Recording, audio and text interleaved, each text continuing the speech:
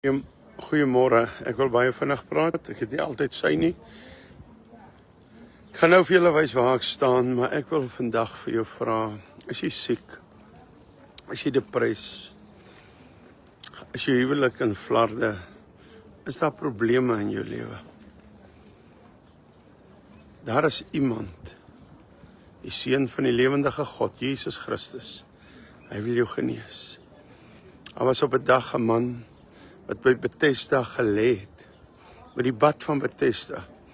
En hy kon net ingaan as die water roer deur 'n engel. En op 'n dag stap Jesus in en genees hom. Vandag wil Jesus jou genees. Wil jy nie jou hand uitsteek en sê, Here, hier is ek. Ek gaan nou vir jou vir 'n minuut lank iets wys. Die bad van Bethesda genees nie meer nie. Jy sit dit verniet in jou kerk. Die kruis genees nie meer nie. Dis soos heenwys na Christus, is 'n simbool, so jy kan hom insit. Maar hoor gou mooi.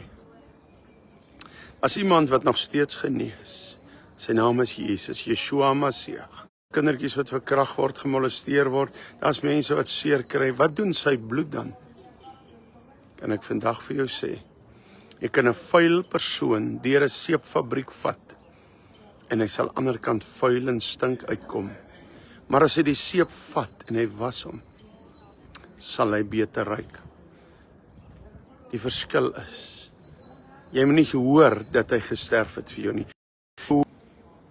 Jy moet nie hoor jy moet jou sondes bely nie. Jy moet dit vat. Jy moet dit joune maak. Terwyl jy hierna kyk, mag God jou nou aanraak. Dis die bad van Bethesda, waar mense gelê het. En net op die engelse water, wat hy roer, genees geword het. Maar vandag kan jy net na hom toe gaan, deur die bloed van sy seun Jesus Christus. Jesus wil jou genees. Jesus wil vir jou goed wees. Kyk hierso. Vandag hoef jy nie na die bad van Bethesda toe te gaan nie. Maar jy kan net na Jesus toe kom. Jy kan jou hand uitsteek en sê, Jesus, wees my sondaar genadig. Hy wil jou help. Kom vandag na hom toe. Jesus red nog en Jesus genees nog. God is baie lief vir julle. Gaan in sy vrede. Ek wil baie dankie sê vir iTravels en tours,